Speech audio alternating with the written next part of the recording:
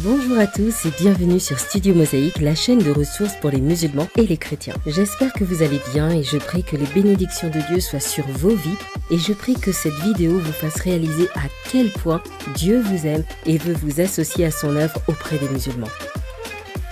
Bonjour à tous, aujourd'hui j'aimerais vous présenter le livre « Je croyais en Issa, j'ai rencontré Jésus » quand un musulman est confronté à la grâce de Jamel Attar aux éditions Ourania. Le livre est préfacé par Saïdou Jibou, pasteur itinérant, professeur d'islamologie et auteur de Fier d'être chrétien et arabe. Il dit « Beaucoup se reconnaîtront dans ce livre parcours ô combien douloureux des néo-chrétiens qui passent du croissant à la croix. » En effet, ce livre est un témoignage des luttes intérieures de Jamel Attar quand il va être confronté au christianisme. Alors, qui est l'auteur? Jamel Attar est un Marocain, cinquième d'une fratrie de 8 enfants. Il est né à la campagne, à 20 km de Casablanca, au Maroc. Dès son plus jeune âge, il est concerné par les questions relatives à Dieu. Il a une soif spirituelle précoce et un ardent désir de pratiquer l'islam. À l'intérieur de lui, il sent la nécessité d'imiter Mohammed en tout point, partout et tout le temps. Plus qu'une admiration, il voue une véritable vénération de Mohammed. Mais à son arrivée en France pour la poursuite des études scientifiques universitaires, il va vivre le choc, la confrontation avec l'Occident et le christianisme. Et tout le livre nous raconte comment lui, le religieux zélé, la référence d'intégrité voire de rigidité religieuse, va aborder ce parachutage en terre inconnue rempli de ce qu'il croit être des ennemis d'Allah. Jamel Attar nous présente son livre comme un cadeau, le récit de la recherche de Dieu par un cœur assoiffé de Dieu même. C'est l'histoire d'un passage d'une religion à une relation vivante avec Jésus. Jamel Attar s'adresse à tous les musulmans, hommes et femmes, qui sont à la recherche de la vérité, qui ont soif de Dieu et veulent nouer une relation vivante avec lui. Mais dès l'introduction de son livre, Jamel Attar fait un triste constat, lequel est bien d'abord que les musulmans ne connaissent le christianisme qu'à travers ce que croit en connaître l'islam. Ils ignorent majoritairement les fondements de la foi chrétienne. Ensuite, les chrétiens ignorent que les mots relatifs à leurs croyances ne sont pas chargés des mêmes significations ou concepts pour les musulmans. Ils ne comprennent pas les obstacles qui surgissent dans leurs esprits. Je croyais en Issa, j'ai rencontré Jésus, a donc pour objectif de clarifier les malentendus, de rétablir la vérité et de construire des ponts dans un dialogue entre musulmans et chrétiens. Ce livre est un témoignage authentique d'une grande sensibilité. C'est une immersion totale dans la vie d'un musulman, un partage intimiste et sans filtre de ses souffrances intérieures, de ses craintes, ses doutes et ses combats spirituels. Tout est dit. C'est un livre écrit avec beaucoup d'honnêteté et de transparence. Jamel Attar nous instruit autant qu'il nous édifie dans un livre à la lecture facile. On y découvre un vrai musulman, un imitateur de Mohammed, un zélateur de la religion en terre d'islam. Au fil des pages, son regard sur les chrétiens se modifie.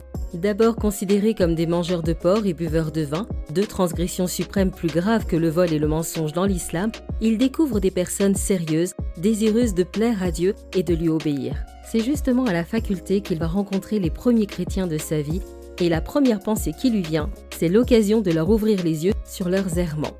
Avec la confiance d'un soldat, nous raconte-t-il, il dégaine ce qu'il croit être son arme fatale en leur opposant l'argument de la falsification de la Bible. À sa grande surprise, cette attaque n'a aucun effet. Démuni et en l'absence d'une preuve tangible, il n'a qu'un recours, lire la Bible lui-même pour y trouver des arguments percutants. Au fil de ses lectures bibliques, Jamel Attar est très vite ébranlé sur ses bases, découvrant que la plupart des histoires dans le Coran sont aussi dans la Bible. Il découvre également, au travers de la lecture des 4 évangiles, le récit de la vie de Jésus et il voit la personne de Jésus sous un jour lumineux, dit-il. De son histoire, il en connaissait quelques bribes, ici il y trouve une multitude de détails. Une troisième chose va bousculer Jamel Attar, c'est le langage de l'amour divin qui est tout à fait nouveau pour lui. Cet amour inconditionnel et gratuit de Dieu commence à combler un vide au fond de son être. Que Dieu soit amour trouble son cœur. C'est alors que commence le combat intérieur pour Jamel Attar. La découverte de Jésus, la lecture de la Bible deviennent une douleur. Jésus, l'amour de Dieu incarné, qui aime et pardonne même ses ennemis, il est autant troublé que fasciné. Jamel Attar est ébranlé dans ses certitudes. En proie aux doutes et aux tourments, Jamel Attar va faire une nuit, une rencontre décisive. À présent, j'aimerais vous lire un extrait du livre de Jamel Attar. D'étranger, Jésus me devenait de plus en plus proche. Sa proximité le manifestait davantage en ce qu'il a d'unique. Qui a comme lui consolé les pauvres, accueilli les êtres rejetés, pensé les blessures de tous les opprimés? Qui a comme lui parlé avec simplicité et grâce du Dieu qui aime les malheureux et prend le parti des humiliés? Surtout, qui a comme lui révélé le Dieu Père de tous ceux qui placent leur confiance en lui? Il cessait peu à peu d'être un mot, une vague, et prenait de plus en plus chair et os. Il devenait au fur et à mesure de mes lectures, de mes discussions avec les chrétiens, l'homme de l'amour et du pardon. L'homme aux paroles captivantes. Lisez dans l'évangile de Jean l'histoire de la femme que les Juifs voulaient lapider pour cause d'adultère. Jésus était alors dans le temple et enseignait la foule. Les spécialistes de la loi, les pharisiens, amenèrent une femme surprise en train de commettre un adultère. Ils la placèrent au milieu de la foule et dirent à Jésus : « Maître, cette femme a été surprise en flagrant délit d'adultère. Moïse, dans la loi, nous a ordonné de lapider de telles femmes. Et toi, que dis-tu » Il disait cela pour lui tendre un piège afin de pouvoir l'accuser. Mais Jésus se baissa et se mit à écrire avec le doigt sur le sol. Comme il continuait à l'interroger, il se redressa et leur dit : « Que celui d'entre vous qui est sans péché jette le premier la pierre contre elle. » Puis il se baissa de nouveau et il se remit à écrire. Jean 8, 3, 8. Quelle sagesse, reprend Jamel Attar, dans la réponse de Jésus. Quelle justice, mais surtout quelle compassion, quelle miséricorde, quel pardon. Écoutez en effet comment il s'adresse à cette femme une fois que tous ses accusateurs sont partis et qu'il est seul avec elle. « Femme, où sont ceux qui t'accusaient ? Personne ne t'a donc condamné ?» Elle répondit : « Personne, Seigneur. » Jésus lui dit : « Moi non plus, je ne te condamne pas. Vas-y, et désormais ne pêche plus. » Accusée par tous, elle a reçu le pardon de la part de Jésus son Sauveur. À mon sens, ce passage résume tout le livre de Jamel Attar, Je croyais en Issa, j'ai rencontré Jésus. C'est l'histoire d'un homme qui se découvre pécheur, qui se découvre humilié, qui se découvre indigne de s'approcher de Jésus, mais qui se trouve submergé par son amour, par son pardon, immérité, gratuit, inconditionnel. Jamel se trouve bien loin de son Maroc natal et de sa famille restée au pays. Comment va-t-elle réagir à la nouvelle vie de Jamel? Je vous laisse le découvrir dans son livre « Je croyais en Issa, j'ai rencontré Jésus ».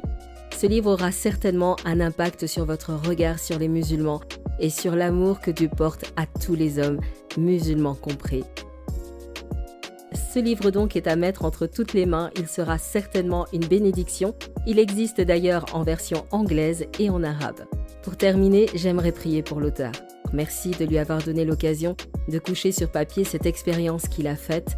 Merci pour sa simplicité, pour sa transparence, pour son honnêteté et son authenticité. Merci de le bénir lui, sa femme, ses enfants et toute la communauté dont il a la responsabilité. Merci d'utiliser ce livre afin de témoigner à encore plus de musulmans combien tu les aimes, combien tu as égard à leur vie, combien tu veux avoir une relation vivante et passionnée avec chacun d'eux.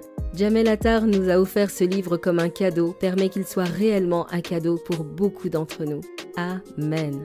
À très bientôt pour une nouvelle présentation de mon top 15 des livres pour les chrétiens et les musulmans sortis tout droit de ma bibliothèque. Que Dieu vous bénisse.